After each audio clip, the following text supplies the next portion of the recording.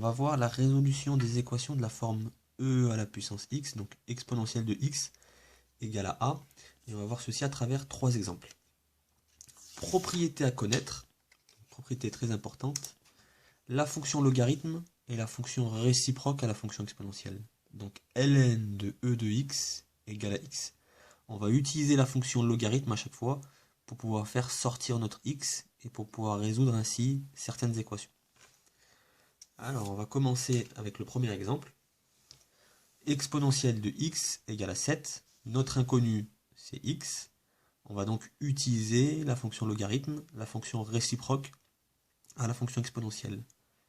Ln de e de x, on applique la fonction logarithme à gauche et on applique également la fonction logarithme à droite. Et la fonction logarithme va annuler le e. Donc ln de e de x, d'après la propriété, ça nous donne x. Donc x égale ln de 7. Et là, on a la valeur exacte de la solution. Ensuite, on pourra utiliser la calculatrice pour en donner un arrondi, soit au dixième, un chiffre après la virgule, soit au centième, deux chiffres après la virgule, et ainsi de suite. Alors, deuxième exemple, e de x plus 4 égale à 18. Donc toujours, on essaie de déterminer le x. Alors, première étape, le 4, on va le passer de l'autre côté, comme si c'était une équation traditionnelle. Donc on va le passer de l'autre côté, e de x égale, et en le passant de l'autre côté, on va le changer de signe, 18 moins 4. E de x égale 14. On cherche notre x, on a le e qui nous gêne, donc on va appliquer sa fonction réciproque, la fonction logarithme. Ln de e de x, on applique la fonction logarithme à gauche et à droite. Et ln de e de x, comme tout à l'heure, ça nous donne x. X égale ln de 14. Et on vient de trouver la solution de cette équation. Pareil, troisième exemple. 3 fois e de x moins 12 égale à 15. Donc on cherche à déterminer le x. Donc ce qui nous gêne à gauche, il y a le 12, le moins 12, et puis le 3. Donc le moins 12, on va le passer de l'autre côté. On change de signe, il va devenir plus 12.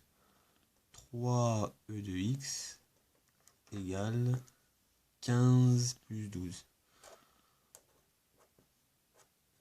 Donc 3 e de x égale à 27.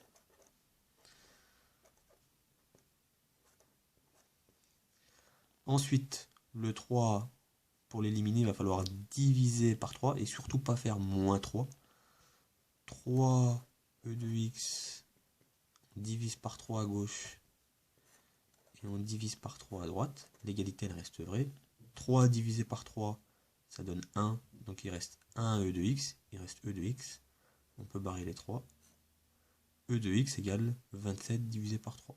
Et 27 divisé par 3, ça nous donne 9. E de x égale à 9. Et là, on revient un peu dans le cadre d'une équation de cette forme-là. On cherche notre x.